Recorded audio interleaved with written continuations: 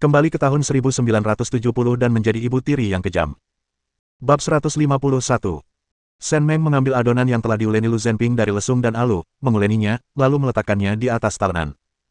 Ia kemudian mencampur isiannya, membuat satu adonan dengan kol, bihun, dan daging babi, dan satu lagi dengan daun bawang, telur, dan daging babi cincang. Kedua anak di sana masih punya baju yang harus dicuci, tapi ia sudah membungkus roti-roti itu dan menaruhnya di panci untuk dikukus. Tak lama kemudian, aromanya memenuhi udara. Dia mengeluarkan bungkus pangsit yang sudah jadi dari tempat penyimpanannya dan mulai membungkus sisa isinya. Setelah Xie Jinghao selesai mencuci pakaian, dia pergi memeluk Xiao Ni dan membawa Xiao Gang pergi.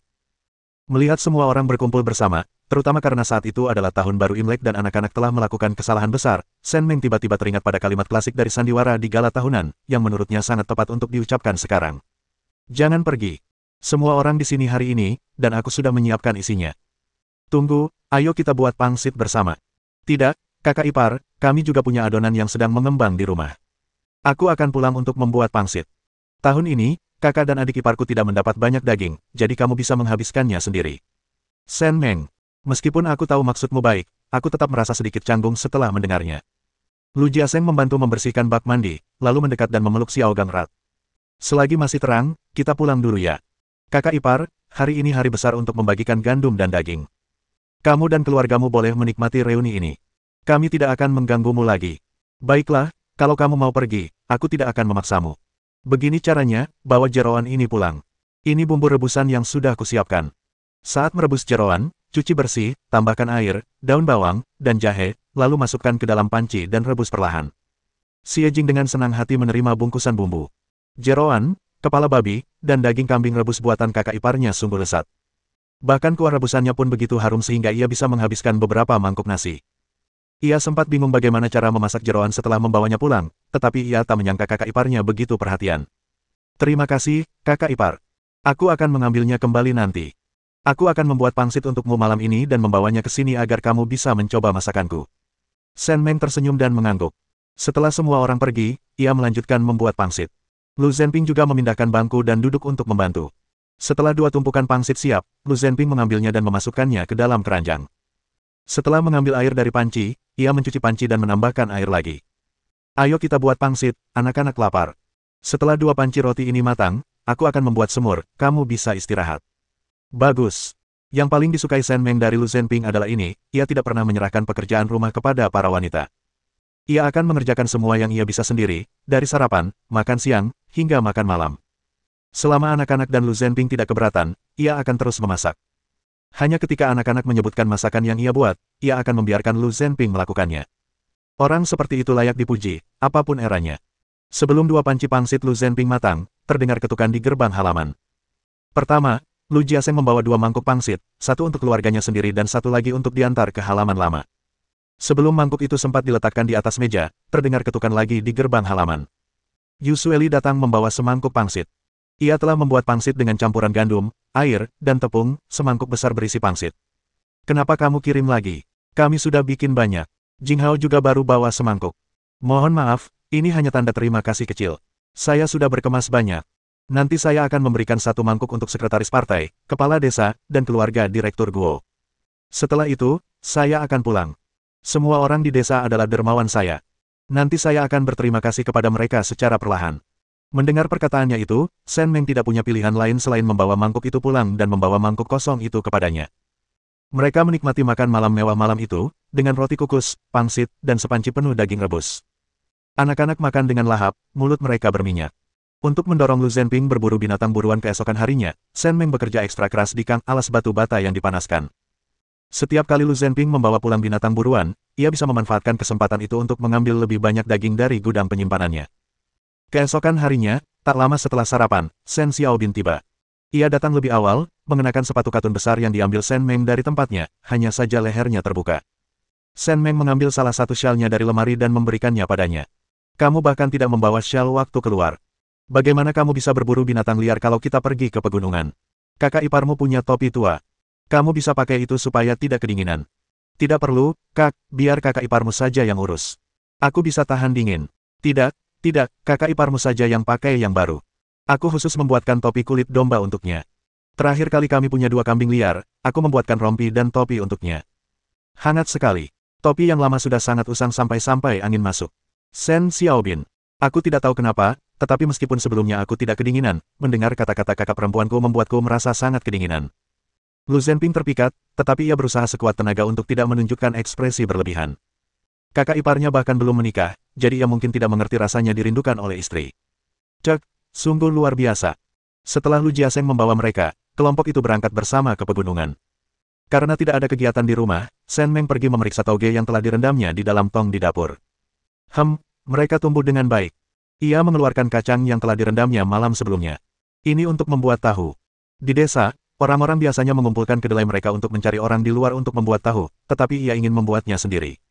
Di masa sebelum internet dan fasilitas hiburan ada, rasanya sangat membosankan jika tidak melakukan apapun. Tak heran banyak wanita hamil di musim dingin. Ming Yang, ibu akan menggiling kacang. Kamu di rumah saja dan awasi adik-adikmu mengerjakan PR. Ibu akan membuatkanmu puding tahu untuk makan siang.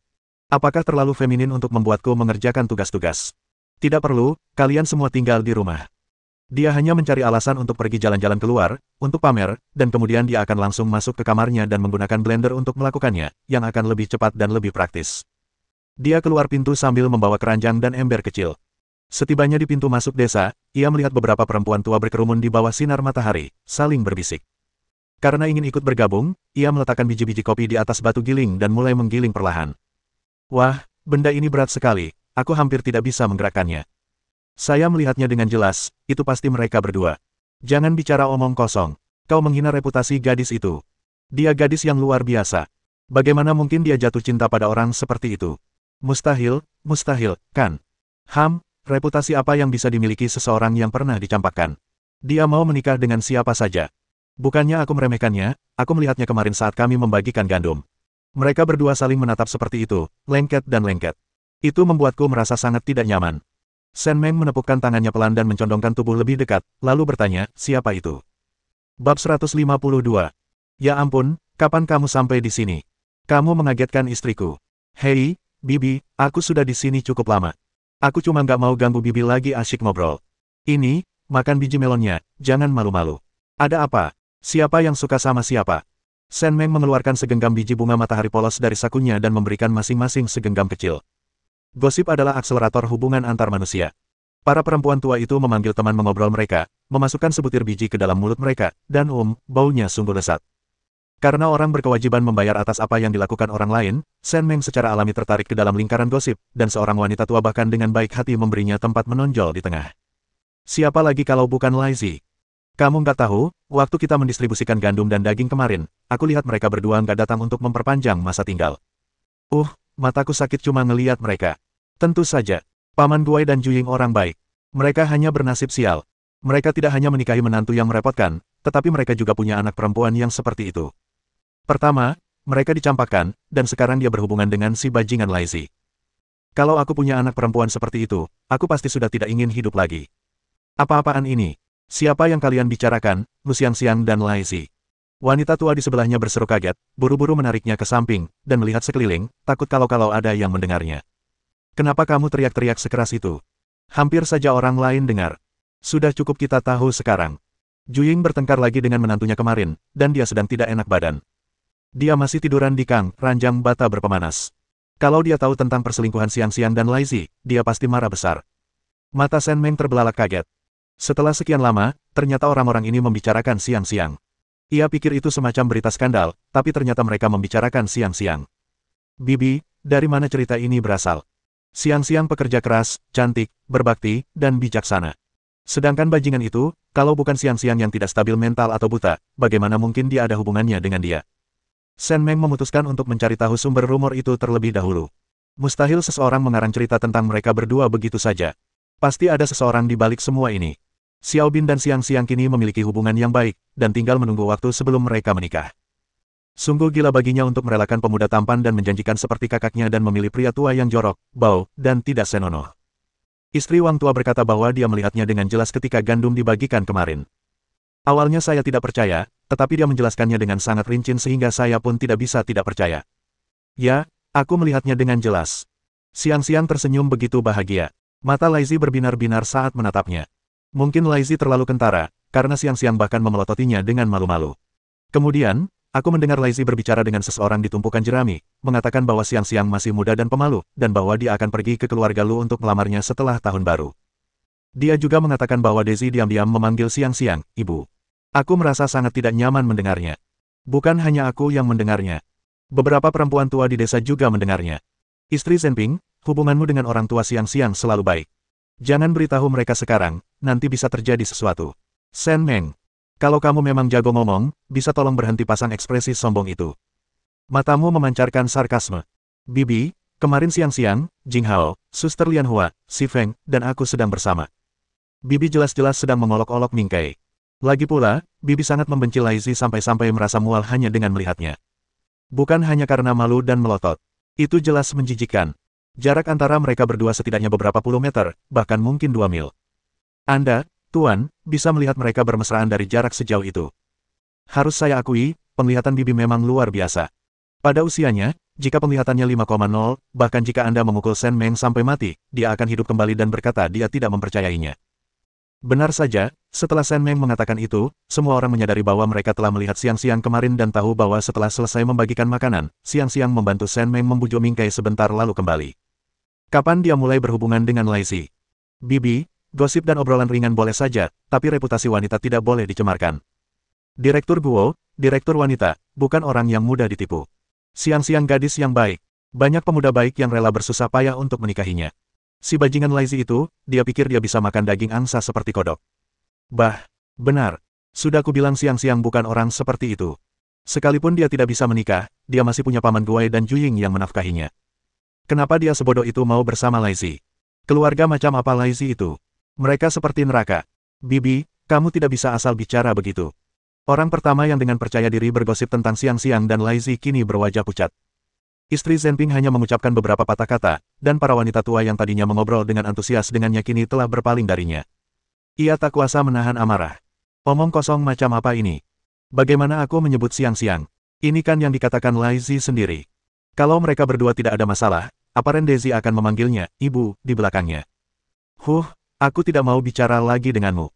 Pokoknya, kalian bisa lihat sendiri. Ini mungkin benar. Percaya atau tidak, kalian tidak perlu berdebat denganku di sini. Melihat Ming Yang pergi membawa tongkatnya, Shen Meng memberikan beberapa instruksi kepada para wanita tua lainnya, lalu bergegas pergi membawa keranjang dan embernya. Setelah pulang, ia tidak sempat pergi ke kamarnya untuk membuat susu kedelai atau apapun. Ia meletakkan keranjang dan embernya, memberikan beberapa instruksi kepada Ming Yang, dan bergegas ke rumah Paman Guai. Huang Maochun berdiri di pintu, mengumpat keras ke halaman, punggungnya membungkuk. Lu Xingchang tak berdaya menghentikannya, dan anak yang digendongnya menangis keras ketakutan. Dasar bajingan tak tahu malu. Keluarga bibiku sangat kaya, dan kau tidak mau menikah dengan keluarga mereka, malah memilih sampah ini. Kau buta atau otaknya sudah mati. Kau bahkan membiarkan orang memanggilmu, Ibu. Sungguh tak tahu malu. Aku tidak pernah tahu kau seperti ini sebelumnya. Ini tahun baru, dan kau membuat aib besar. Kenapa kau tidak mati saja? Aku malu padamu. Bagaimana mungkin keluarga lumu berakhir dengan bajingan tak tahu malu seperti itu? Mao Chun, berhenti mengumpat, berhenti mengumpat. Lagi pula, dia tetap adikku. Dia bisa menikah dengan siapapun yang dia mau. Orang tua kita yang bertanggung jawab. Buat apa kau membuat keributan? Ayo, ikut aku, kita pulang. Huang Maochun melepaskan sikunya dari genggaman dan berkata dengan galak, apa aku sudah bilang sebelumnya kalau adikmu menikah dengan keluarga bibiku, kita akan dapat 200 yuan. 200. Itu cukup untuk kita bertiga makan sampai kenyang. Kok bisa-bisanya kau begitu bodoh? Kalau kita tidak ada hubungan keluarga, aku pasti mau menikah dengan keluarganya. Bagus sekali, dan kau masih mewariskannya pada Lu Xiangxiang. Lu Xingchang terdiam sejenak, menatap Huang Maochun dengan rasa tidak percaya. Bab 153. Zhu Juying sangat marah, tetapi ia tak berdaya. Mata Lu Xiangxiang juga memerah. Entah mengapa, semalaman seluruh desa membicarakan dirinya dan Laisi, dan ceritanya begitu rincin dan gamblang, seolah-olah benar adanya. Ketika ia pergi mengambil air untuk mencuci pakaian di pagi hari, beberapa pria dan wanita tua menatapnya dengan aneh. Daisy khususnya berlari menghampirinya dan memanggilnya, Ibu. Kemudian, Laisi juga berlari menghampirinya dan tersenyum misterius, mengatakan bahwa Daisy merindukan ibunya dan salah mengira ibunya sebagai orang lain. Sekalipun Daisy jahat, dia tetaplah anak kecil. Yusueli mungkin berkata dia tidak punya putra ini, tapi dia tetap darah dagingnya. Lu Xiangxiang tahu bahwa dia masih peduli padanya sampai batas tertentu. Jadi setelah mengucapkan beberapa patah kata, dia mengangkat baskom dan pergi, tidak menyadari bahwa pemandangan ini telah memiliki arti yang berbeda di mata orang lain. Bu, jangan marah. Ini semua omong kosong, semua palsu. Biarkan saja Huang Maochun memfitnah sesuka hatinya. Situasinya akan tenang dalam beberapa hari. Tidak semudah itu. Para wanita di desa yang berhibernasi sepanjang musim dingin akhirnya punya kegiatan. Mereka akan membicarakannya dari awal hingga akhir tahun. Meskipun kau tidak peduli dengan hal-hal ini, apa kau tidak peduli dengan Xiao Bin? Dia pemuda yang baik. Bagaimana kalau dia menyimpan dendam? Berbicara tentang Shen Xiaobin, air mata mengalir di mata Lu Xiangxiang. Sejak bertemu dengannya, ia akhirnya mengerti bagaimana rasanya menjalin hubungan, seperti yang digambarkan oleh kakak ipar Meng.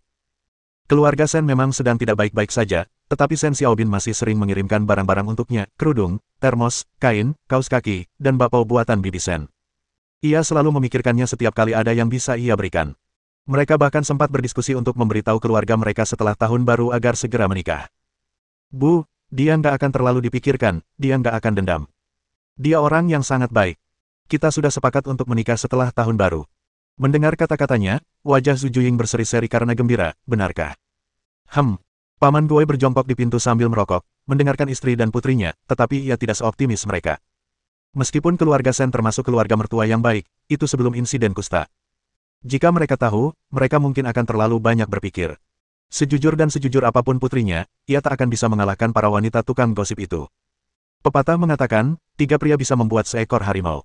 Jika keluarga Shen mengetahui hal ini, pernikahan mereka kemungkinan besar akan gagal, sama seperti pernikahan sebelumnya, yang juga akan dibatalkan. Siang-siang, aku mengawasi ibumu. Kau harus pergi menemui istri Zhenping dan bicara baik-baik dengannya. Tidak ada apa-apa antara kau dan Lai Zi. Kalian berasal dari desa yang sama.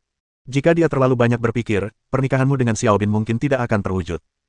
Aku akan membawa kakakmu dan yang lainnya ke rumah Lai Zi nanti dan memberi mereka pelajaran yang baik. Bibi siang-siang, kakek Guai, ada perkelahian di sana. Bibi Daya dan Lai Zi sedang bertengkar. Ibu saya menyuruh saya menelepon kalian. Huang Maochun masih melompat-lompat kegirangan di pintu ketika Mingyang berlari diagonal ke halaman di depannya. Ketika Lu Xiangxiang dan Paman Guai melihat Mingyang, mereka segera bertanya apa yang terjadi. Mingyang menarik napas sebelum berkata, ibuku awalnya bilang mau ke rumahmu, tapi begitu keluar, dia bertemu Ibu Daya. Ibunya menarik ibuku dan ingin pergi ke rumah Lai Zi. Dia juga meminta Daya untuk menelepon Direktur Guo, katanya waktu dia menikah dengan keluarga itu, Lai Zi berbohong, dan sekarang dia berbohong lagi. Dia hanya ingin merusak reputasi Siang-Siangku agar Siang-Siang bisa menjadi istrinya.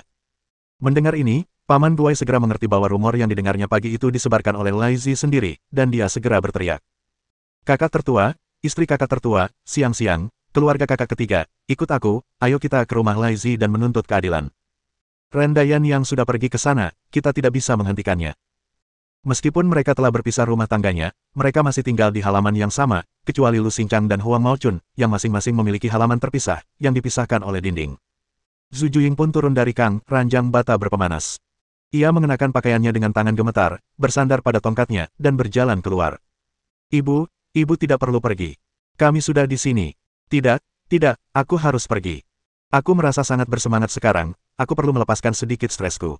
Lu Xiangxiang. Rombongan itu berbaris menuju rumah Lai Zi dalam arak-arakan yang megah. Sesampainya di rumah, mereka terkejut dan ternganga. Yu Sueli selalu menjadi orang yang dirundung di keluarga Su. Kini, ia tak hanya menamparkan orang tua Lai Zi sekali, tetapi juga mendorong Lai Zi hingga terduduk dan mengangkanginya, menamparnya berulang kali. Dasar makhluk wabah, kenapa kau tidak mati saja? Kumbang kotoran yang mendorong bola kotoran, pergilah sejauh mungkin dariku. Selama bertahun-tahun ini kau hanya merusak reputasi seorang gadis, dan kau pikir dia akan menikahimu. Kau sungguh melamun. Apa kau pikir kau memalukan? Kau sudah punya trik keji seperti itu, apa kau tidak takut disambar petir? Kalau aku menghajarmu sampai mati, itu demi kebaikan rakyat. Dasar jalang, beraninya kau memukulku. Kau sama sekali tidak lebih baik dariku. Kau baru saja bercerai dan sudah menggoda wanita lain. Kau dan Lu Changhong pasti sudah tidur bersama sejak lama, kan? Bah, beraninya kau mencakar wajahku. Akan kuhajar kau sampai mati, dasar jalang tak tahu malu. Pah, dasar jorok. Omong kosong. Kenapa kau tidak mati saja? Biarkan pisau jatuh dari langit dan membunuhmu. Kau menghancurkan reputasi dan hidupku dengan tipuan ini dulu, dan sekarang kau ingin mencelakai Siang-Siang. Aku lebih baik mati daripada membiarkanmu berhasil. Sudah Qiang, aku lebih baik mati daripada membiarkanmu berhasil. Yu Sueli sangat kuat dalam pertarungan. Beberapa bibi dan neneknya tak mampu menahannya. Sepertinya ada semacam kualitas dalam garis keturunannya yang telah bangkit, dan kekuatannya meningkat pesat. Ia mengalahkan Lai Zi dengan telak hingga Lai Zi tak punya kesempatan untuk melawan. Dari beberapa kata-katanya, semua orang mengerti bahwa Lai Zi ingin merusak reputasi Siang-Siang sehingga ia tidak punya pilihan selain melamarnya. Harus dikatakan bahwa niat pria ini sungguh jahat. Kakak ipar Lu Debang dan ibu Zhang Hongfa juga ada di sana. Mendengar ini, mereka teringat bagaimana Yusueli menikah dengan keluarga Su. Mereka semakin membenci Lai Zi. Saat itu akhir tahun, dan sudah waktunya untuk mengevaluasi tim produksi terbaik. Jika bajingan ini memengaruhi masa depan keluarga mereka, mereka pasti tidak akan membiarkan keluarga Su lolos begitu saja. Melihat Yusueli hendak pingsan, Shen Meng segera menariknya dan memeluknya erat. Semuanya sudah berlalu, dan tidak akan pernah terulang lagi. Jangan takut, mata semua orang tajam, Xiangxiang baik-baik saja, dia baik-baik saja. Melihat Dayan yang tergila-gila padanya, Lu Xiangxiang menutup mulutnya dan terisak, lalu berlari dan memeluk Yusueli. Aku baik-baik saja, Sir Lei. Aku tidak bersalah dan tidak menyembunyikan apapun. Dia cuma ngomong sembarangan. Cepat atau lambat dia akan mendapat balasannya. Ayo pergi. Setelah Direktur Guo lewat, ia hendak berjalan ketika melihat Paman Guai, Shen Meng, dan yang lainnya pergi. Paman Guai kemudian memanggil putra-putranya dan memukuli Lai Zi. Lai Zi segera berhenti. Bab 154. Sekembalinya ke rumah, Yusueli membenamkan wajahnya di pelukan Shen Meng dan menangis tak henti-hentinya, seolah ingin meluapkan semua keluh kesah yang telah ia pendam selama bertahun-tahun. Daya dan Xiaoya tidak tahu apa yang terjadi, mereka hanya tahu bahwa ibu mereka pergi dengan marah dan pulang sambil menangis tanpa henti. Kedua anak itu menatap Shen Meng dan Lu Xiangxiang dengan mata berkaca-kaca. Shen Meng, aku tidak memukulnya. Jangan takut, ibumu hanya sedang sedih. Dia akan merasa lebih baik setelah menangis. Tidak apa-apa. Shen Meng tidak berusaha membujuknya. Ia sudah terlalu lama memendam perasaannya, dan menangis akan membantu. Lu Xiangxiang merasa sedikit gugup saat menatap Shen Meng.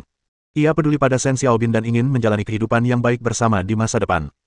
Jika pernikahan mereka gagal karena rumor, ia akan membunuh bajingan itu. Setelah Yusueli selesai menangis, ia bangkit berdiri, masih terisak-isak. Melihat bagian-bagian tubuh Shen Meng yang basah oleh air matanya, ia merasa sangat malu dan mengangkat tangannya untuk menyekanya dengan lengan bajunya. Saya sangat menyesal, kalian semua harus melihat ini dengan aneh. Apa yang lucu? Kamu berani sekali hari ini. Banyak perempuan korban KDRT yang tidak berani melawan. Kamu tidak hanya menceraikan bajingan itu, tapi kamu juga berani melawan demi Xiangxiang. Kamu tidak tahu betapa menawannya dirimu saat itu. Kamu benar-benar menakjubkan. Yusueli tersipu dan memerah karena pujian Shen Meng, lalu menatap Xiangxiang. Nak, aku bikin heboh hari ini. Semua orang di desa tahu itu rencana Lai Zi. Kalau ada yang ngomong sembarangan, langsung saja. Baguslah bersikap tegas sekarang. Kamu akan mengerti setelah menikah. Kalau kamu tidak tegas, mertuamu hanya akan menganggapmu lemah dan mudah diganggu. Lihat saja kakak iparmu, Meng. Sekarang dia dan suaminya hidup nyaman sendiri-sendiri. Lu Xiangxiang menatap Shen Meng dengan gugup dan tersipu, tidak tahu bagaimana menjelaskannya kepada Shen Meng.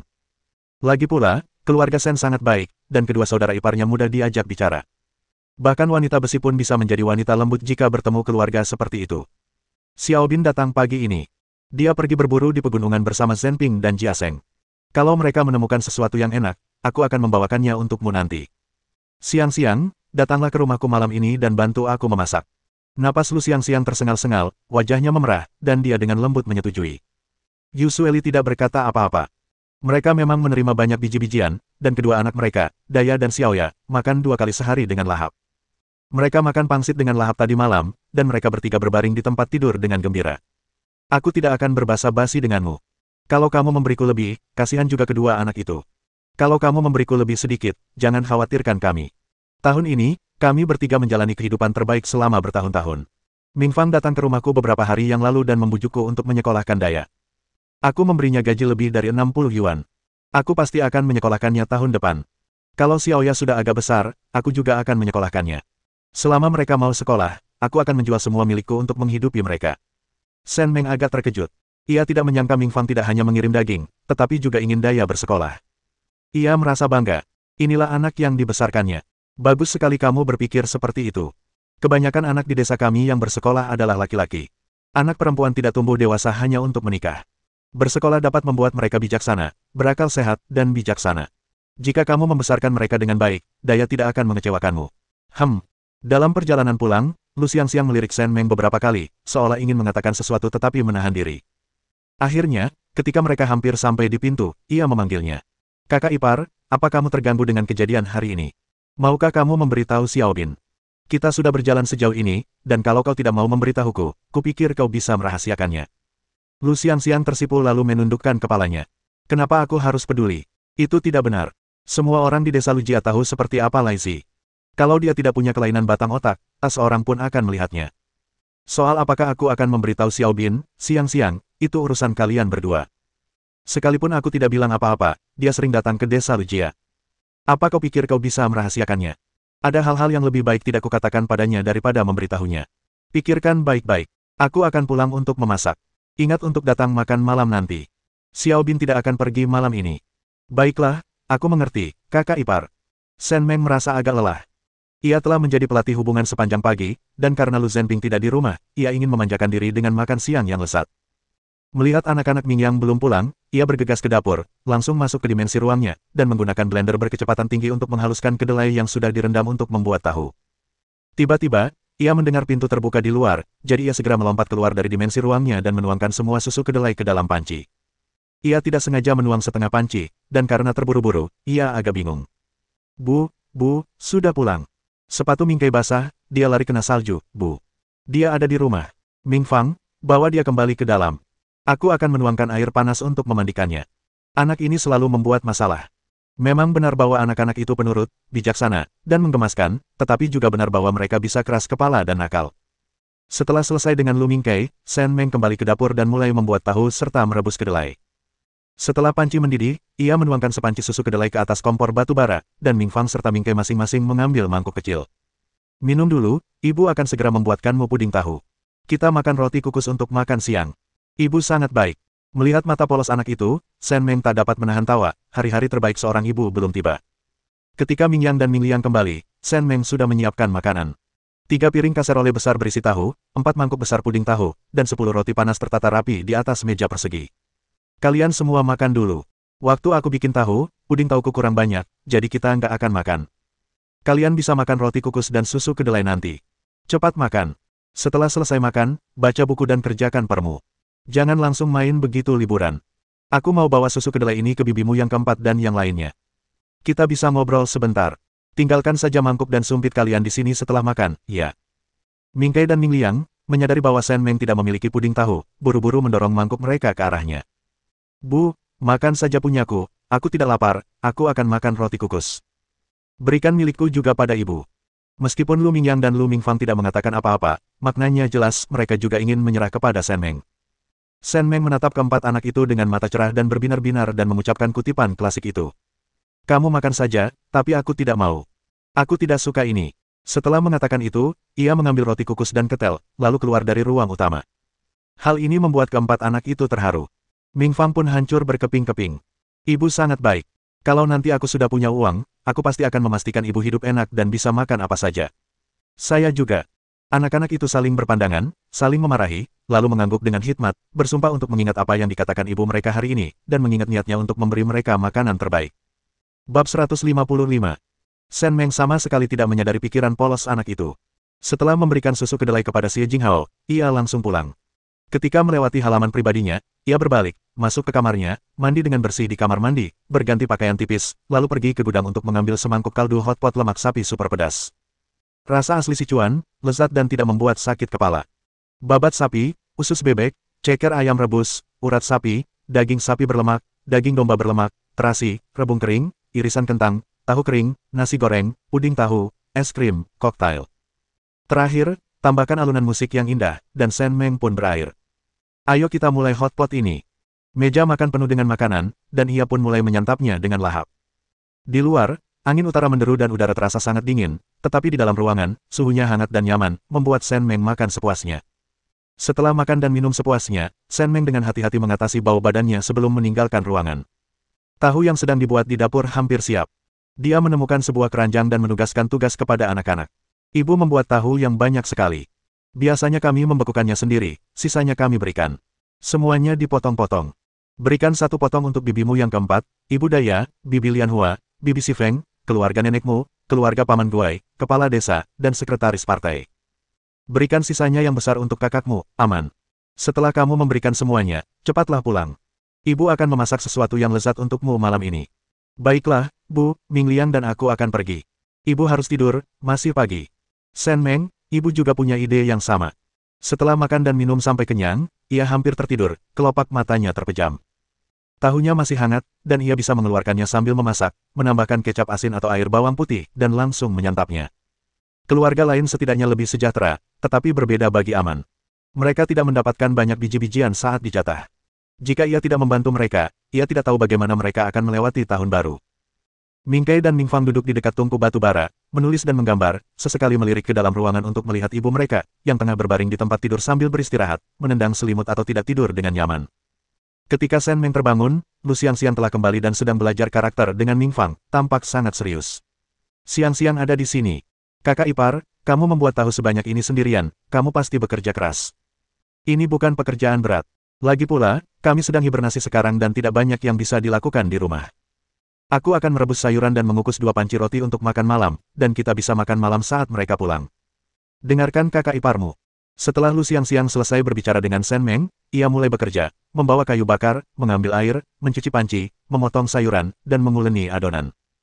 Ia tidak membiarkan Shen Meng melakukan apapun, hanya membiarkannya mengambil alih kompor saat ia sedang memasak. Tumis daun bawang, jahe, dan cabai hingga harum dan irisan perut babi mengeluarkan minyak dan aromanya. Kemudian, masukkan kubis, lobak, air, soun, tahu, dan tauge. Tambahkan kecap asin, tutup panci, dan mulailah merebus. Setelah panci panas, ia mencelupkan pancake yang sudah digulung ke dalam kaldu sayuran dan menempelkannya di sisi panci, lalu menutupnya dan meneruskan memasak. Bakpao sudah dimasak dalam panci kecil di sini, dan tak lama kemudian aromanya memenuhi seluruh halaman. Saat senja menjelang dan hari mulai gelap, salju tipis mulai turun. Shen Meng dan Lu Xiangxiang, beserta anak-anak, sudah makan malam. Dalam cuaca seperti ini, mereka sudah lapar sejak awal. Setelah makan malam, Shen Meng menyeduh seteko besar air vitamin C. Ini baik untuk kesehatanmu, dan rasanya manis asam. Anak-anak kecil, minumlah secangkir setiap hari mulai sekarang. Mata Ming Yang dan anak-anak lainnya berbinar. Mereka baru saja minum 1 cangkir dan mengira mereka tidak akan diizinkan minum lagi, tetapi ibu mereka membiarkan mereka minum lebih banyak, jadi mereka tertawa kecil. Ketika gerbang diketuk, Shen Meng dan Lu Xiangxiang segera berdiri, mengenakan pakaian mereka, dan keluar dari ruang utama. Lu Zhenping dan Shen Xiaobin membawa banyak barang, sementara Lu Jiasheng dan Lu Changhong membawa sebuah benda besar ke halaman. Setelah menutup pintu, Lu Jiasheng segera menutupnya kembali. Shen Meng dan Lu Xiangxiang terkesiap saat melihat binatang liar di halaman. Sekitar selusin kelinci liar, 5 atau 6 burung pegar, seekor rusa, dan seekor babi hutan besar tergeletak di tanah, tampak seperti mereka sudah mati. Kenapa kau membuat begitu banyak? Apa kau mengganggu sarang hewan buruan? Lu Xiangxiang tidak mengatakan apa-apa, tetapi berdiri di samping Shen Meng, seluruh tubuhnya gemetar. Aku beruntung hari ini. Xiao Meng, cepat tuangkan air hangat untukku. Aku agak haus. Hei, ini dia. Shen Meng berbalik dan kembali ke dalam rumah. Lu Xiangxiang juga masuk. Tak lama kemudian, kedua wanita itu keluar sambil memegang gelas air. Ming Yang dan Ming Liang masing-masing mengambil gelas dan memberikannya kepada Lu Jiasheng dan Lu Changhong. Keduanya mengambil gelas dan mulai minum. Ketika hampir selesai minum, mereka hendak mengembalikan gelas ketika melihat Lu Zhenping dan Shen Meng sedang bermesraan. Lu Xiangxiang dan Shen Xiaobin juga saling berpandangan. Lu Jiasheng, Lu Changhong, sepertinya tidak ada orang yang tidak punya istri. Seolah-olah dia dapat mendengar dialog batinnya, Lu Jiasheng tiba-tiba menoleh ke arah Lu Changhong, yang dengan canggung menyentuh lehernya. Dia tidak punya istri. Setelah mereka mengatur napas, Shen Meng dan Lu Xiangxiang mengundang mereka masuk untuk makan. Karena hewan buruan itu sudah ada di dalam, mereka tidak bisa melarikan diri, jadi prioritas mereka adalah memulihkan tenaga. Sup panas dan roti kukus disajikan, dan Shen Meng menuangkan 2 cangkir anggur dari kendi. Para prajurit telah bersembunyi di pegunungan sepanjang hari, dan kini mereka akhirnya bisa menikmati hidangan hangat dengan daging dan anggur. Mereka makan dengan lahap. Shen Meng tidak peduli bagaimana dagingnya dibagi. Ia dan Lu Xiangxiang merebus 2 panci air untuk mereka gunakan, dan ia membawa anak-anak untuk mandi sebelum masuk ke dalam untuk beristirahat. Lu Xiangxiang menarik Shen Xiaobin ke samping dan menceritakan semua yang terjadi padanya hari itu, sambil menatapnya dengan gugup, takut dia akan merasa tidak senang padanya. Maaf, aku tidak tahu. Kamu pasti merasa sangat dirugikan hari ini. Jangan khawatir, aku akan membalas dendam untukmu nanti. Beberapa hari lagi, aku akan meminta orang tuaku datang ke kota asalmu untuk melamarmu. Kita akan menikah setelah tahun baru. Kamu tidak keberatan. Bocah bodoh, ini bukan salahmu. Ini semua salah si brengsek lazy itu. Jangan takut, aku di sini untukmu. Aku bukan orang yang tidak masuk akal. Ini jelas bukan salahmu, tapi kau yang disalahkan. Lagi pula, kalau aku berani menjelek-jelekkanmu, adikku bisa mematahkan kakiku sekarang juga. Lu Xiangxiang awalnya tersentuh, tetapi setelah mendengar apa yang dikatakan Shen Xiaobin selanjutnya, dia langsung berhenti menangis dan mulai tertawa. Kakak iparku bilang dia tidak akan membagi hasil buruannya dengan penduduk desa, kalau tidak semua orang akan mengincarnya. Dia bilang dia akan memberiku kaki belakang, seekor kelinci, dan seekor burung pegar, dan kami akan membaginya menjadi 2 untuk kedua keluarga kami. Terlalu banyak, jangan bawa terlalu banyak. Bawa pulang untuk bibi dan pamanmu. Shen Xiaobin menggaruk kepalanya dan berkata, kakak iparku bilang dia ingin membangun hubungan baik dengan kakak iparku. Ini bukan hanya untuk orang tuamu. Kakak dan adik iparmu juga menginginkannya. Lu Xiangxiang merasakan kehangatan yang manis di hatinya setelah mendengar ini, lalu berhenti sejenak dan berkata, kakak keduaku dan keluarganya tidak pantas berurusan denganku. Mereka seperti wabah. Lebih baik menjauh dari mereka. Bab 156. Lu Changhong hanya punya seorang ibu tua di rumah. Ia membawa 2 ekor burung pegar dan seekor kelinci, lalu memesan 30 kati daging babi hutan. Ia bergegas pulang saat malam tiba. Lu Jiaseng menggosok-gosok tangannya, merasa sangat malu. Ia belum banyak bekerja, terutama dengan babi hutan, yang sebagian besar hasil tangkapannya adalah Changhong dan kakak laki-lakinya. Hasil tangkapannya hari ini sungguh luar biasa. Ia tidak berani memisahkan keluarga sebelumnya, karena takut mereka tidak akan mampu memenuhi kebutuhan. Ia tidak pernah membayangkan ia dan Jing Hao bisa hidup sebaik ini. Ia membawa seekor burung pegar dan 3 ekor kelinci, serta kaki babi, dan bergegas pulang. Hatinya hangat, dan langkahnya ringan. Ia bisa membayangkan betapa bahagianya Jing Hao melihatnya. Xiaobin, ini saja yang tersisa. Ini kaki depannya. Kamu bisa memotong daging dan iga di sini sesukamu. Kamu juga bisa mengambil kelinci dan burung pegarnya. Terima kasih, kakak ipar. Kalau begitu, aku tidak akan mengambil burung pegar itu. Ambil saja 2 kelinci, 1 untuk keluargaku dan 1 untuk keluarga Xiangxiang. Aku akan menyimpan kaki depannya untukku sendiri. Aku akan memotong 30 jin daging, 15 jin untuk keluarga Xiangxiang dan 15 jin untuk keluargaku. Lu Zhenping tidak mengatakan apa-apa, tetapi setelah Shen Xiaobin selesai memotong daging, dia memotong beberapa iga lagi untuknya. Bersikaplah murah hati dan berpikiran terbuka. Kamu tidak akan pernah memiliki terlalu banyak hal baik. Kamu harus memberitahu orang tua Xiangxiang bahwa kamu bisa memberi Xiangxiang kehidupan yang baik. Lagi pula, halaman ini bau sekali, dan hari sudah mulai malam. Kamu harus cepat dan membawa Xiangxiang pulang. Pergi pagi-pagi dan kembali pagi-pagi. Kakakmu perlu menemuimu untuk membicarakan sesuatu.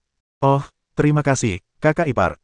Shen Xiaobin sekarang mengagumi dan mengidolakan Lu Zhenping, merasa bahwa dia adalah mentor hebat dalam hidup, tidak hanya mengajarinya cara berburu binatang liar, tetapi juga cara menyenangkan ibu mertua dan ayah mertuanya. Ia menemukan sebuah tas berisi burung pegar, kelinci, dan sekitar 4,5 kg daging serta iga, lalu membawa karung itu bersama Lu Xiangxiang di pundaknya dan berjalan keluar.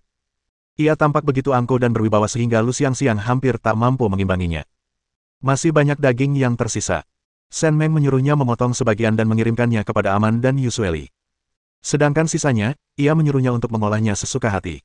Jika ia tidak mengirimkannya, ia bisa memotong beberapa cabang cemara besok, mengasapinya, dan menyimpannya di rumah agar mereka bisa memakannya kapanpun mereka mau. Lu Zhenping menyimpan sisa daging di dalam toples pasir di halaman. Sedangkan untuk kelinci dan burung pegar, ia mengambil tali dan menggantungnya di balok atap.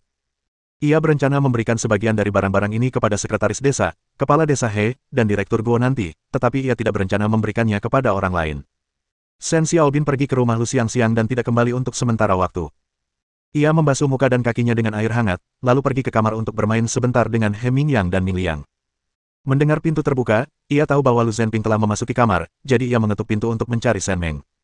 Melihat adik laki-lakinya tampak berseri-seri setelah pulang ke rumah, dia tidak ragu bahwa dia diam-diam telah memegang tangan Lu Xiangxiang di tengah malam.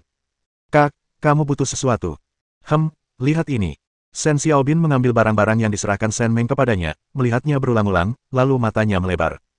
Pemberitahuan pabrik tekstil, Kak, bukankah seharusnya kamu menjadi penjual tiket di perusahaan bus?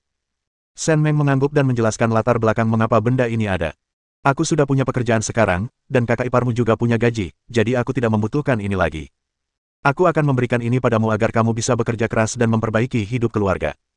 Lagi pula, sekarang kamu sudah punya pekerjaan tetap, Paman Guai dan Bibi Juying akan lebih menghargaimu. Mungkin kalau kamu berdiri di depan mereka saja, mereka akan memberikan putri mereka kepadamu. Kak, kalau kamu benar-benar memberiku ini, aku tidak punya uang untuk membeli pekerjaan ini. Lagi pula, bukankah sebaiknya kita bicarakan ini dengan suami dan orang tuamu dulu? Tidak perlu, aku yang akan memutuskan. Kakak iparmu juga setuju.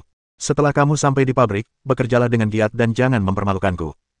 Selain bekerja, jika kamu punya waktu, bacalah lebih banyak buku. Itu akan bermanfaat bagimu. Aku sudah mendapatkan ijazah SD. Guru Zeng bilang dia akan merekomendasikanku untuk SMP. Kamu juga harus bekerja keras untuk orang tuamu, untuk Xiangxiang, dan untuk keluarga Shen kita. Mata Shen Xiaobin sedikit merah. Kakak dan iparnya telah berbuat begitu banyak untuknya, dan dia tidak bisa mengecewakan mereka. Jangan khawatir, Kak. Aku akan belajar lebih banyak buku mulai sekarang. Aku akan meminjam buku-buku yang sudah dipelajari Mingyang dan membawanya pulang untuk dibaca. Aku pasti akan berusaha sebaik mungkin dan tidak akan mengecewakanmu dan kakak ipar. Lu Zhenping menyaksikan Shen Xiaobin menyeka matanya saat dia pergi, dan dia tidak tahan melihatnya. Xiao Meng, bukankah kamu punya dua tempat? Apa yang kamu rencanakan dengan yang satunya? Shen Meng tersenyum dan berkata, tidak usah terburu-buru, aku punya kegunaan untuk ini. Keesokan paginya, Lu Zhenping membawa 3 potong daging ke rumah beberapa pejabat desa. Zhang Hongfa memanfaatkan kesempatan itu untuk mengundangnya makan di rumahnya. Mata Lu Zhenping berbinar. Ia telah memikirkan hal ini sejak lama. Karena ia tidak di rumah, Shen Meng dan anak-anak membutuhkan seseorang untuk mengurus mereka. Karena sekretaris partai Zhang Hongfa telah memberikan undangan yang begitu hangat, ia tidak dapat menolaknya. Zhang Hongfa dan Lu Debang tidak hanya mengundang Lu Zhenping, tetapi juga menyiapkan meja makan tambahan, mengundang Shen Meng dan anak-anaknya untuk datang dan makan bersama. Untuk merawatnya, mereka bahkan meminta ibu mereka mencari beberapa kakak iparnya untuk menemaninya. Shen Meng memiliki lidah yang manis dan segera membuat semua orang di meja terpesona. Lu Zhenping sesekali memberinya senyum penuh kasih sayang. Zhang Hongfa memperhatikan hal ini dan mengangkat gelas anggurnya sebagai isyarat ke arahnya. Zhenping, ayo, bersulang ini untukmu. Sudah bertahun-tahun sejak kita, saudara, tak pernah bertemu. Akhirnya kau kembali, tapi kita belum pernah punya kesempatan untuk bertemu. Sekarang akhirnya kita bisa bertemu. Ayo kita semua pergi. Giliranku bersulang untukmu. Aku tentara, dan keluargaku mengandalkanmu, para kader desa, untuk banyak hal. Xiao Meng sudah menceritakan semuanya padaku. Kami punya rumah bata, dan anak-anak sudah sekolah. Kau sudah membantu banyak hal. Aku tidak akan bicara lagi. Semuanya ada di anggur. Ayo. Perkataan Lu Zhenping membuat Zhang Hongfa dan Lu Debang tersipu. Awalnya mereka tidak berencana membantu. Mereka melakukannya demi masa depan anak mereka sendiri. Namun, mereka berdua merasakan peningkatan rasa sayang terhadap Shen Meng. Ngomong-ngomong, Zhenping, kamu sudah melakukannya dengan sangat baik sekarang. Apa kamu berencana untuk terus melakukan ini selamanya? Ketika topik itu muncul, semua orang di meja itu menatapnya dengan gugup, terutama kedua anak laki-laki muda yang telah lama menantikan makanan ini dan hanya ingin menanyakan satu pertanyaan ini. Militer punya rencana, dan tugas seorang prajurit adalah mematuhi perintah. Saya pribadi sangat menyayangi militer. Baik di militer maupun di kehidupan sipil, selama saya bisa berkontribusi bagi negara, itu berarti saya berharga. Zhang Hongfa, Anda masih belum memberi saya jawaban yang pasti. Saudara Zhenping, apakah tentara masih merekrut? Sudah ada kabar. Melihat wajah-wajah penuh harap itu, Lu Zhenping terkekeh, membocorkan informasi militer bisa dihukum. Bukankah kita baru saja bilang kita mengejar ketinggalan? Ini membuatku melakukan kesalahan. Tidak, saudara Zhenping, bukan itu yang kami maksud, hanya saja. Zhang Hongfa memelototi adiknya dan segera mencoba menenangkannya, berkata, Hei, Zhenping, jangan pedulikan dia. Anak nakal ini selalu mengagumimu sejak kecil. Sekarang setelah kamu masuk militer, dia jadi memikirkan kapan dia bisa ikut. Dia terobsesi untuk masuk militer. Baiklah, jangan bahas ini lagi. Habiskan saja makananmu. Lu Zhenping mengambil beberapa suap makanan dan berkata pelan, ingin bergabung dengan tentara dan melindungi negara adalah hal yang baik. Kita tunggu 2 tahun lagi, mungkin kita akan mendapat kabar. Dengan makanan dan minuman di mulutnya, dia berbicara agak tidak jelas, tetapi Zhang Hongfa, yang duduk di sebelahnya, masih mengerti apa yang dia maksud, dan tangannya gemetar karena kegembiraan. Bab 157. Setelah makan malam, bahkan sebelum keluarga itu pulang, mereka melihat Wu Xianglan berkeliaran di pintu depan. Ketika melihat Shen Meng, ia segera berlari menghampiri. Kakak ipar, kemana saja kalian? Aku sudah lama mencari kalian dan belum melihat kalian. Kenapa kalian belum pulang untuk makan siang? Oh, kepala desa dan sekretaris partai bersikeras mengundang keluarga kami makan malam hari ini. Kakakmu dan aku sudah beberapa kali menolak, tapi tidak bisa menolak, jadi kami terpaksa pergi. Wu Xianglan. Kedengarannya seperti membual, tidak peduli bagaimana Anda melihatnya. Kita tidak usah bahas itu dulu. Kakak dan adik ipar, kalian tahu kan, Jia He pergi ke kota kabupaten hari ini. Ibu bilang karena ini tahun baru, dia ingin kakak perempuan dan adik perempuanku pulang. Bukannya aku bermaksud jahat, tapi ibu pasti ada urusan lain. Kakak perempuan dan adik perempuanku biasanya tidak pulang kalau tidak ada urusan. Aku tidak tahu masalah apa yang akan mereka timbulkan nanti. Kurasa mereka pasti akan mengolok-olok kakak iparku. Ingat itu. Saat Wu Xianglan berbicara, matanya tertuju pada Shen Meng. Ia mendengar bahwa pada hari pembagian gandum, Ming Fang membawa sepotong daging ke rumah Daya. Sebagai kakak ipar yang baik, tentu saja ia akan memperlakukan orang lain secara berbeda jika ia memperlakukan orang lain dengan baik. Shen Meng mengangkat sebelah alisnya. Entah karena perpisahan keluarga, kepulangan Lu Zhenping, atau karena pekerjaan tetapnya bersama Zhou Jiaojiao, kedua kakak ipar itu tidak pernah kembali. Hal seperti ini tidak akan pernah terjadi sebelumnya. Lu Zhenping akan mengirimi mereka uang saku setiap bulan. Meskipun mereka tidak sering kembali, mereka akan kembali sebulan sekali, tentu saja dengan uang yang dimiliki Shen Meng. Entah mereka kembali atau tidak, fakta bahwa Wu Xianglan datang memberitahu mereka berarti pion ini sekarang ada di tangan kita. Shen Meng mendorong Lu Mingkei ke arah Lu Zhenping dan kemudian dengan gembira meraih tangan Wu Xianglan. Jadi, aku tahu Xianglan yang cantik dan baik hati itu sedang memikirkanku. Ini, permen-permen yang dikirim Direktur Pabrik Tekstil terakhir kali. Permen susu White Rabbit, dibeli di Shanghai. Koperasi pemasok dan pemasaran kami bahkan sudah tidak menjualnya lagi. Permen ini dikemas dalam kotak kaleng. Ambillah ini dan berikan kepada Yongqiang dan Yongli untuk memuaskan dahaga mereka. Ada sesuatu yang akan diandalkan kakak iparmu nanti. Wu Xianglan tersipu karena dibujuk, dan dengan dagu terangkat tinggi, dia mengulurkan tangan dan mengambil semua permen dari tangan Shen Meng. Oh, kakak ipar, kita sudah seperti saudara, jadi tidak perlu terlalu sopan.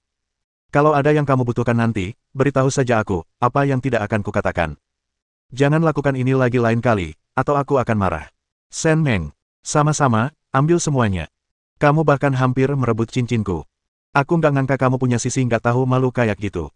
Kembali ke rumah, Ming Yang, Ming Liang, dan Ming Fang, ketiga anaknya, sibuk, sementara Lu Mingkei, tersenyum riang, berdiri di dekatnya. Kak, apa yang harus kita lakukan? Tante dan tante akan datang. Mereka suka sekali mengatakan hal-hal yang menyakitkan kepada ibu. Ibu tidak suka mereka, dan aku juga tidak suka mereka. Setiap kali mereka datang kepada ibu, mereka selalu berusaha merebut sesuatu darinya. Mereka memang yang paling jahat. Keluarganya telah berpisah, jadi kehadiran mereka tidak ada gunanya. Ming Liang bergumam, tapi ayah ada di sini. Mereka saudara perempuannya. Kalau mereka benar-benar menangis dan meminta pinjam, apa ayah akan menolaknya? Tidak. Di dalam ruangan, Lu Zhenping memegang tangan Shen Meng dan mengatakan ini dengan suara dingin. Nyata. Lu Zhenping mengangguk. Ia tidak terlalu menyayangi kedua adik perempuannya. Ia tidak banyak menghabiskan waktu bersama mereka saat mereka di rumah. Lagi pula, setelah mereka berpisah dari keluarga, kedua adiknya sudah menikah dan tinggal di tempat lain. Jika mereka menginginkan sesuatu atau uang, mereka tidak akan memintanya kepada Lu Zhenping, melainkan kepada orang tua mereka. Biasanya, mereka datang mengunjungi kerabat saat tahun baru Imlek, tapi lihat, mereka belum kembali sejak festival laba. Aku penasaran, apa ada sesuatu yang terjadi pada mereka? Mereka tidak berani datang. Shen Meng memikirkannya sejenak dan mengerti maksudnya. Pemilik asli telah ditipu oleh keluarga Lu dan mereka bisa mendapatkan keuntungan darinya, tetapi mereka tidak ingin terlibat dalam perpecahan keluarga atau pertengkaran dengan keluarga Lu. Tak lama kemudian, Lu Zhenping kembali. Mereka khawatir Lu Zhenping akan marah jika mengetahui keuntungan yang mereka terima dari pemilik asli, jadi mereka memutuskan untuk tidak kembali. Lu Miao Miao dan Lu Lanhua tiba di rumah keluarga Lu dengan agak enggan. Mereka sudah sepakat tentang beberapa hal, dan mereka hanya perlu datang sekali sebelum tahun baru. Mereka tidak menyangka Lu Jiahe akan datang dan memanggil mereka. Ibu dan ayah, ini hadiah tahun baru yang Lao Qiao dan aku bawa untuk kalian. Kami sudah lama tidak pulang. Apa kabar kalian berdua? Apa yang kau bicarakan, kakak tertua? Kakak tertua kami sudah kembali. Orang tua sudah menantikannya siang dan malam. Mereka sangat senang karena kesehatan mereka membaik secara alami. Orang tua, ini barang-barang yang aku dan suamiku bawa. Kue bolu ini khusus aku beli untuk koperasi persediaan dan pemasaran. Kue ini sangat diminati selama tahun baru, dan kami hampir tidak bisa mendapatkannya. Ketika Liu Sanjin melihat kedua putrinya tidak hanya datang, tetapi juga membawa banyak tas dan paket, dan mereka mengkhawatirkannya, dia memikirkan semua keluhan yang dideritanya beberapa hari terakhir ini, dan matanya memerah dan air mata mengalir di pipinya. Miao Miao, Lanhua, putri-putriku, aku sangat merindukan kalian berdua akhir-akhir ini. Keluarga putra sulung telah berpisah, dan kakak tertua kalian begitu terpengaruh oleh perkataan ibunya sehingga aku hampir tidak mengenalinya lagi. Dia sangat tidak patuh. Biasanya, dia akan mendengarkan kalian ketika kalian berbicara dengannya. Kalian harus berbicara baik-baik dengannya nanti. Aku ibunya, dan ibu serta anak adalah yang paling dekat. Bagaimana mungkin dia tidak dekat dengan ibunya? Zhou Jiao dengan lembut membelai perutnya dan menggunakan sapu tangan untuk menyeka air mata Liu Sanjin. Bu, jangan sedih. Kalau Suster Miao Miao dan Suster Lanhua ngomong apa-apa, kakak dan adik iparku pasti mau dengar. Mereka kan adik sendiri, dan mereka selalu melakukannya demi kebaikan mereka sendiri. Tapi sekarang, adik iparku malah jadi penjual tiket di perusahaan bus. Pekerjaan itu banyak dicari. Siapa lagi yang dia pedulikan? Apa katamu? Shen Meng akan bekerja di perusahaan bus. Kapan ini terjadi? Zhou Jiao menghela napas dan menceritakan seluruh kisah secara rinci, juga secara halus menyebutkan orang penting yang dikenal Lu Zhenping. Lu Miao Miao dan Lu Lanhua menatap dengan heran. Kok bisa seberuntung itu? Penjual tiket. Bahkan orang-orang yang punya koneksi di kota ini pun mau berebut pekerjaan sebagus itu. Kok bisa dia dapat keberuntungan seberuntung itu? Ayah, ibu, kakak perempuan tertua saya, dan saya akan mempertimbangkan masalah ini dengan matang. Kami akan pergi ke rumah kakak laki-laki tertua saya siang ini untuk menanyakannya. Kami adalah saudara laki-laki dan perempuan yang paling dekat, dan kami akan selalu berpihak pada keluarga kami sendiri ketika ada kabar baik. Kakak ipar saya hanyalah seorang wanita desa. Dia mungkin bahkan tidak tahu apa arti 1+1. Bagaimana dia akan bekerja? Akan gawat jika dia mempermalukan kakak laki-laki tertua saya. Wu Xianglan juga duduk di samping. Setelah mendengar Zhou Jiaojiao mengatakan hal-hal seperti itu kepada Lu Miao dan Lu Lanhua, ia langsung merasa ada sesuatu yang salah. Istri saudara laki-laki keempat jelas-jelas ingin membuat Lu Miao dan Lu Lanhua datang dan merebut pekerjaan kakak iparnya. Dia lebih pintar sekarang. Dia bukan Wu Xianglan yang dulu. Dia bisa membedakan mana yang benar dan mana yang salah ketika istri putra keempat berkata baik. Bab 158. Melihat binar di mata kedua adik perempuannya, Wu Xianglan langsung merasa cemas. Zhou Jiaojiao merujuk pada pekerjaan kakak iparnya, bukan pekerjaannya di pabrik tekstil, jadi ia harus segera menutup mulut dan berpura-pura tidak tahu apa-apa. Kalau tidak, jika mereka mengincar Zhou Jiaojiao, bagaimana mungkin ia bisa mendapatkan pekerjaan di pabrik tekstil itu? Ibu, hidupku di kota kabupaten sungguh sulit. Suamiku sakit kaki, seluruh keluarga berdesakan di satu halaman, dan mertuaku sulit akur. Aku harus patuh di rumah setiap hari, dan aku sering dipukuli dan dimarahi. Aku benar-benar tak punya cara untuk bertahan hidup, Ibu. Ketika Lu Lanhua melihat saudara perempuannya mengatakan hal ini, dia segera menyeka matanya dan mulai terisak-isak juga. Ibu dan ayah, suamiku hanya pekerja kontrak, dan kami punya 2 anak yang harus dibiayai. Gajinya hanya 19,7 yuan sebulan, yang sangat sulit untuk memenuhi kebutuhan hidup. Mertuaku juga bias. Mereka hanya peduli pada putra dan putri bungsu mereka, dan mereka sama sekali tidak peduli pada kami. Kami tidak bisa terus seperti ini. Wah! Liu Sanjin berhenti sejenak sambil menyeka air matanya. Apa maksudnya? Meskipun keluarganya sedang kesulitan, ia tetap membawakan begitu banyak barang setiap kali pulang. Dan alasan ia memanggil kedua putrinya hari ini adalah untuk membantu dirinya dan suaminya membujuk keluarga putra sulungnya agar berbakti kepadanya, dan juga untuk mengembalikan uang pemberian Bai Suyu di Beijing ke jumlah semula, bukan untuk mendengarkan mereka mengeluh tentang kemiskinan. Lu Changsu sudah tahu tipu daya kedua putrinya. Meskipun mereka biasa membawa barang, mereka tidak pernah pulang membawa uang dan tiket dari rumah. Cucu laki-laki dan perempuan mereka makan dengan baik dan sehat, jadi mengapa mereka harus berjuang keras untuk memenuhi kebutuhan? Alasan mereka tidak datang begitu lama kali ini adalah karena mereka takut kakak laki-laki mereka akan membalas dendam kepada mereka nanti. Setelah mendengar istri putra sulungnya punya pekerjaan, ia mulai mengeluh lagi tentang kemiskinannya. Putra sulungnya bahkan tak perlu menebak apa yang sedang ia lakukan untuk tahu apa yang ia pikirkan. Berhentilah meratap. Kami berharap bisa mendapatkan bantuan dari kalian, tapi kalian malah memperburuk keadaan. Kalau kalian bisa bicara dengan kakak kalian, bicaralah. Kalau tidak, lupakan saja. Kalian benar-benar tidak berguna di saat genting ini. Ibu, tenanglah. Kakak tertua dan kedua tidak bermaksud begitu. Hidup di kota memang keras, semuanya butuh uang. Kalau hidup di keluarga suami mereka mudah, apa mereka akan menangis di depan ibu? Ibu kan ibu mereka sendiri. Mereka hanya ingin ibu menunjukkan kasih sayang. Zhou Jiaojiao mengguncang lengan Liu Sanjin, kegenitannya terlihat jelas. Melihatnya seperti itu, bagaimana mungkin Liu Sanjin marah?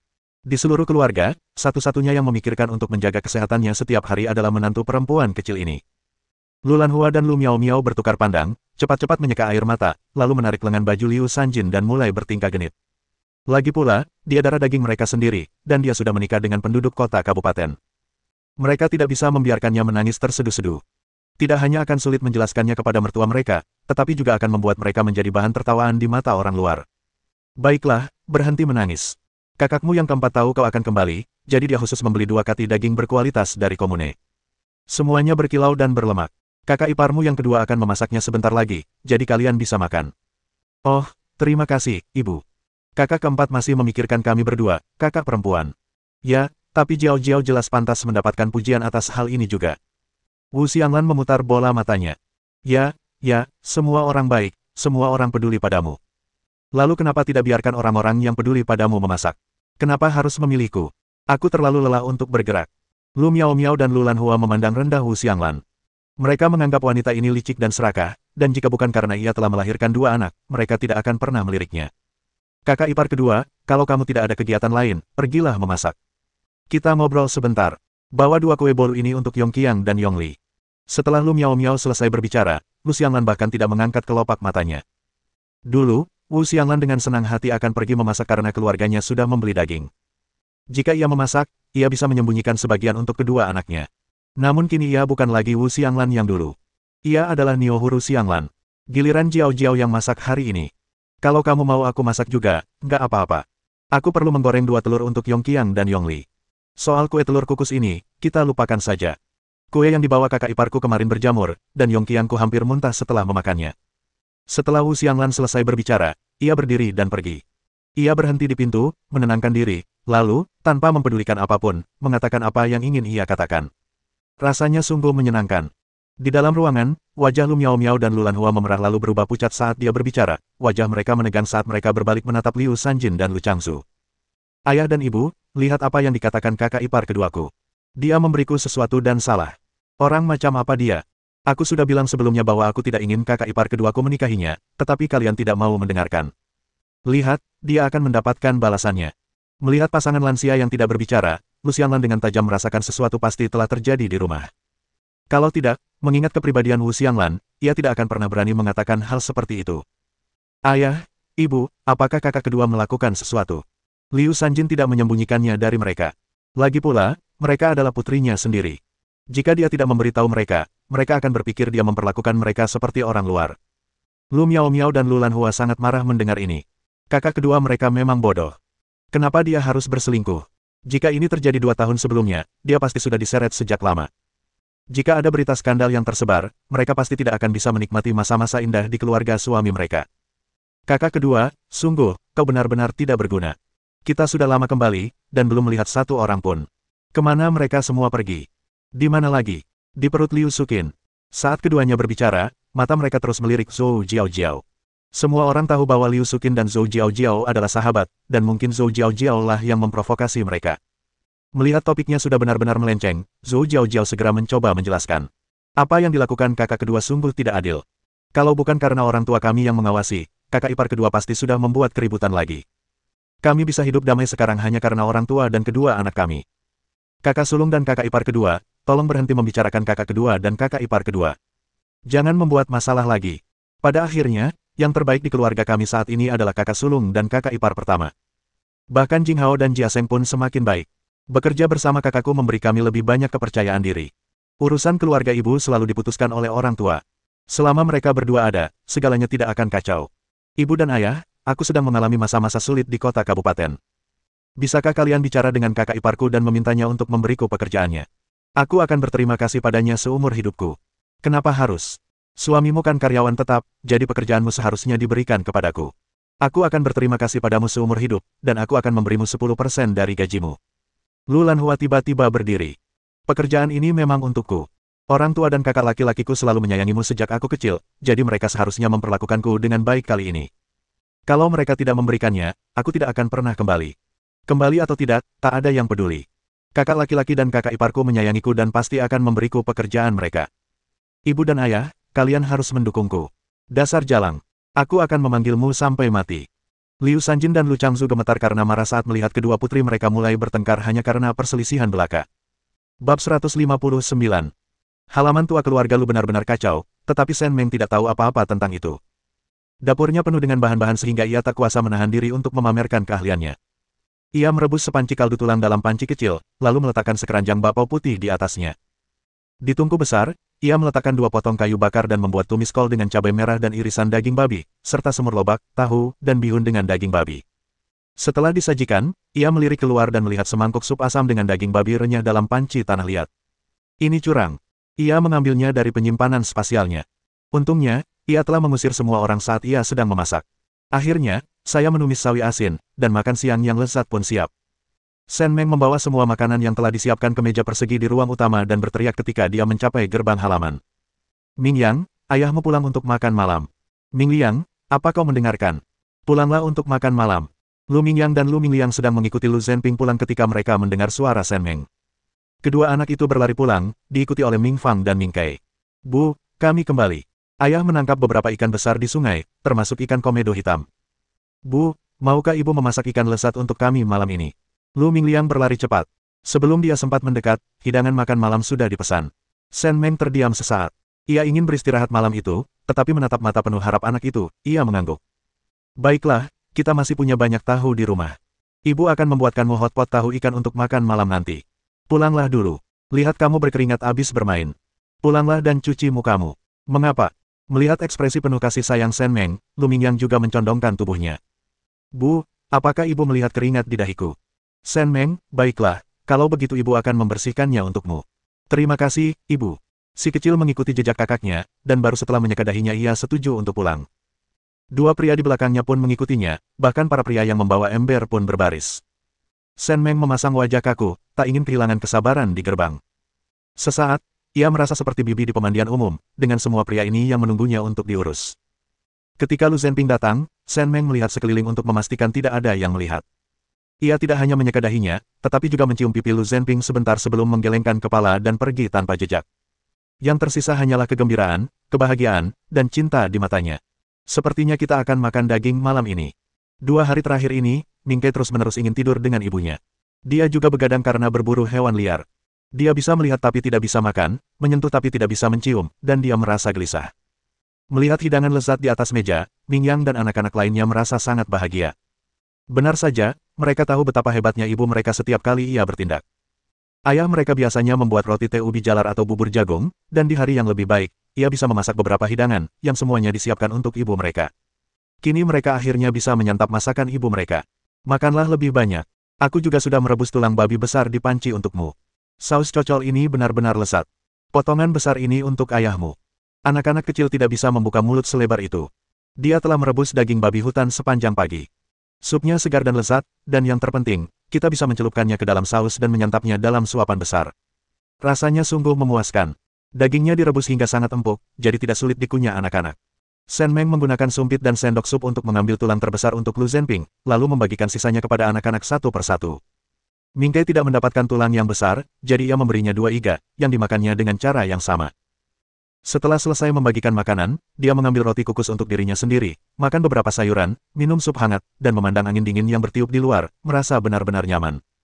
Lu Zhenping melirik Shen Meng, lalu merobek sepotong tulang tipis dari tulang besarnya, mencelupkannya ke dalam saus, dan meletakkannya di piring di depan Shen Meng. Ia lalu menyeruput tulang itu dan mengambil sepotong kecil untuk dirinya sendiri. Kamu bisa memakannya sendiri, lagi pula aku tidak suka makanan seperti ini. Kamu terlalu kurus. Makan lebih banyak, tambah kekuatan, dan bangun otot. Saat kita bersama, aku selalu berharap kita seimbang. Shen Meng, lihatlah wajahmu yang tak tahu malu itu, kamu sangat jalang. Ming Yang melirik ayahnya, tidak mengerti mengapa ayahnya melontarkan idiom kepada ibunya saat ia sedang makan. Sungguh menyakitkan. Ayahnya tahu ibunya baru saja menerima ijazah sekolah dasar, jadi mengapa ia memamerkan ilmunya? Tidakkah ia melihat wajah ibunya memerah karena marah? Ayahnya benar-benar tidak tahu bagaimana caranya membahagiakan ibunya. Makanlah sup. Baiklah, baiklah, ibu akan membuatkanmu sedikit. Ngomong-ngomong, ayo kita buat hotpot tahu ikan malam ini. Bagaimana kalau kita undang paman dan bibimu yang ketiga, juga Xiao Gang dan Xiao Ni? Bagus. Ikan bukanlah barang langka di pedesaan. Kalau mau makan, tinggal tangkap saja di sungai. Saat tahun baru, semua orang percaya kalau bisa menyajikan ikan, akan ada kelimpahan setiap tahun. Ngomong-ngomong, kami banyak menangkap ikan di rumah, jadi bisa dimakan bersama. Ibu, aku bertemu Kak Aman waktu ayah dan aku sedang memancing. Katanya dia menerima surat dari ibu kota. Sepertinya ada kabar tentang pembebasan mereka. Mereka mungkin akan kembali ke kota setelah tahun baru. Dia memintaku untuk memberitahumu. Dia juga bilang ada yang mengiriminya uang dan bilang agar kita tidak membelikannya apapun, karena dia punya uang. Kalau dia punya, itu miliknya. Apa yang kita berikan padanya, ya kita berikan padanya. Akan ada lebih banyak tempat untuk menghabiskan uang saat kita sampai di kota. Biar dia simpan uangnya dengan aman. Kita akan mengirimkan kaldu tulang untuknya dan kakeknya nanti malam. Bagus. Tak seorang pun akan berkata apa-apa jika anak-anak berlarian seharian, tetapi akan kentara jika orang dewasa pergi ke kandang sapi. Shen Meng tidak mau mendengarkan aman. Orang ini adalah koneksi terbesar sang pemeran utama wanita setelah ia pergi ke ibu kota. Sekarang, ia menjadi ikan besar di kolamnya. Meskipun mereka tidak banyak berinteraksi, ia tetap harus menyanjungnya dan menjaga jarak. Masih banyak roti kukus dan pangsit beku di rumah. Bawalah beberapa dan suruh mereka menyembunyikannya agar bisa dimakan kapanpun mereka mau. Mereka bisa menyimpannya selama yang mereka mau. Lagi pula, aku perlu memberitahu mereka bahwa meskipun mereka akan kembali ke ibu kota, mereka tidak boleh menunjukkannya sekarang, nanti ada yang menemukan sesuatu untuk digunakan melawan mereka. Ibu, aku mengerti. Aku akan menjelaskannya kepada kakak Aman.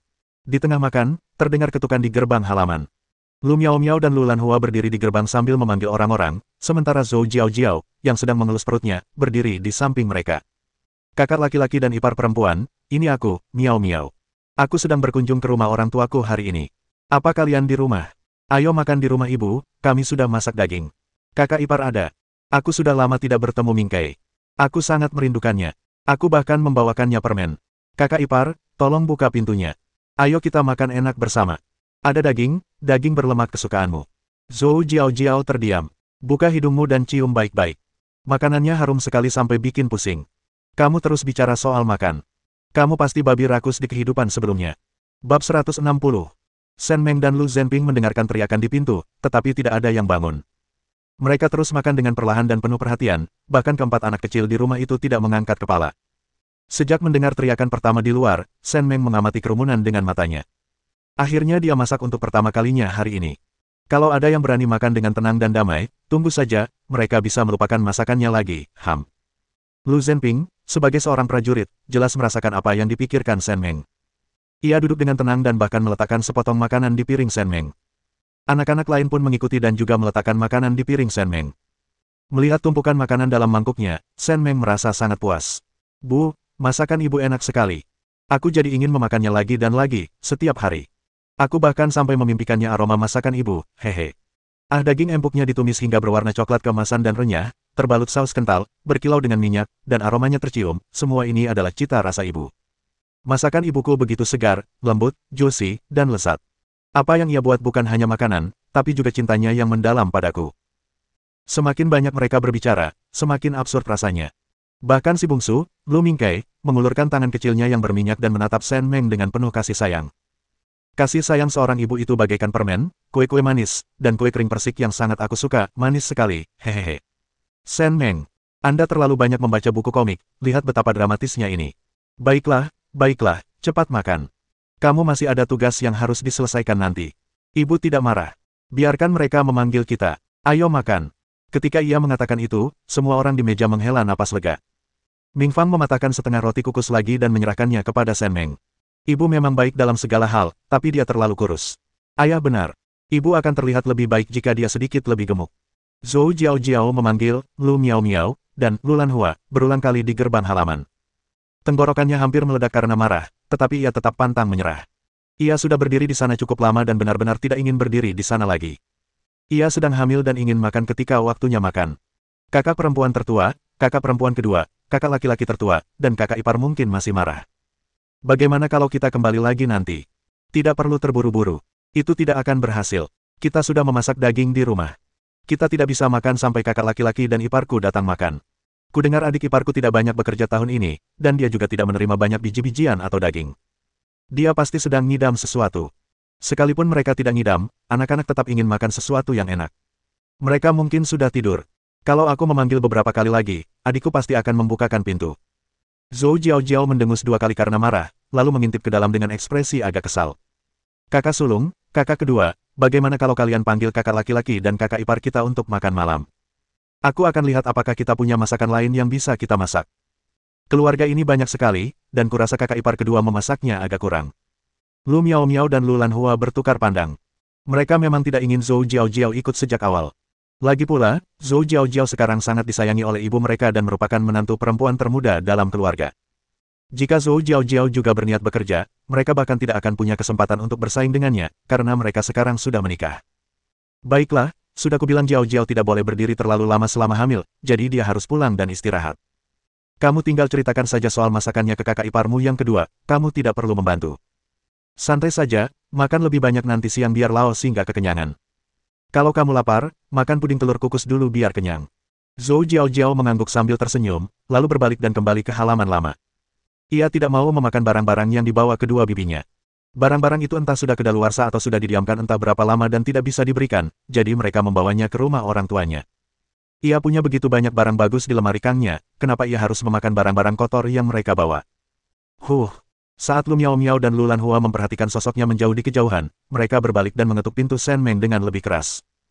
Setelah mencuci piring dan sumpit, Lu Zhenping pergi ke pintu dan membuka gerbang halaman. Bagaimana kamu bisa sampai di sini? Kapan kamu sampai? Kamu bahkan tidak berteriak. Lu Miao, Lu Lanhua, apa seluruh keluarga tuli? Mereka sudah berteriak-teriak sampai serak tapi tetap tidak bisa mendengarmu. Shen Meng dengan gembira berlari keluar untuk menyambut mereka berdua, dan dia bahkan melotot ke arah Lu Zhenping. Oh, Miao, Lanhua sudah pulang. Kapan dia pulang? Lihat kakakmu, dia keren banget, ngobrol di luar di cuaca dingin begini. Masuklah, aku akan menuangkan air hangat untukmu. Ia menggenggam tangan kedua orang itu dan berjalan menuju ruang utama. Anak-anak sudah terlatih, dan ketika mereka melihatnya, mereka memanggilnya, Bibi, dengan penuh kasih sayang, seolah-olah mereka sangat dekat dengannya. Lu Miao dan Lu Lanhua memang sudah lama berada di luar, dan wajah mereka hampir membeku. Ketika mereka tiba-tiba memasuki ruang utama, udara begitu hangat sehingga mereka hampir tidak bisa membuka mata. Minumlah air.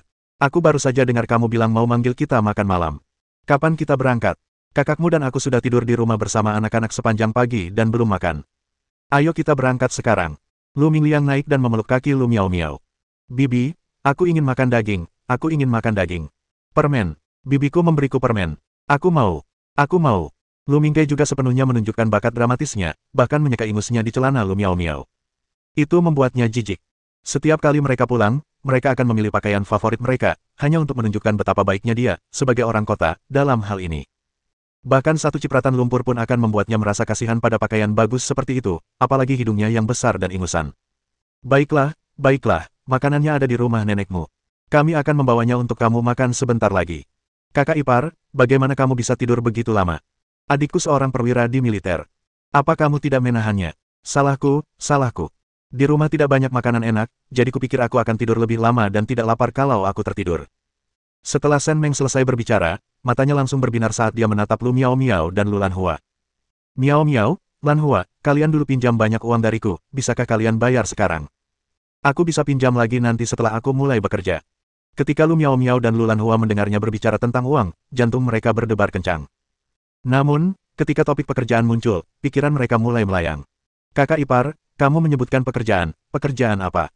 Tepat sekali, kamu sudah tinggal di pedesaan sepanjang tahun, kapan kamu akan beruntung dan mendapatkan pekerjaan? Shen Meng tersenyum, tidak peduli bahwa mereka tidak membicarakan uang, dan mengungkit Lu Zhenping, yang hanyalah seorang alat. Semua ini berkat usaha kakak tertuamu. Yah, bla bla bla. Begini, aku berhasil memberinya pekerjaan di perusahaan bas, dan Jiao Jiao berhasil memberinya pekerjaan di pabrik tekstil. Coba tebak, beruntung banget, iya. Mata Lu Miao Miao dan Lu Lanhua berbinar-binar bak radar. Mereka pikir cuma ada satu pekerjaan, tapi ternyata ada dua. Apa gunanya mencari uang? Mereka masing-masing bisa ambil satu. Bersambung.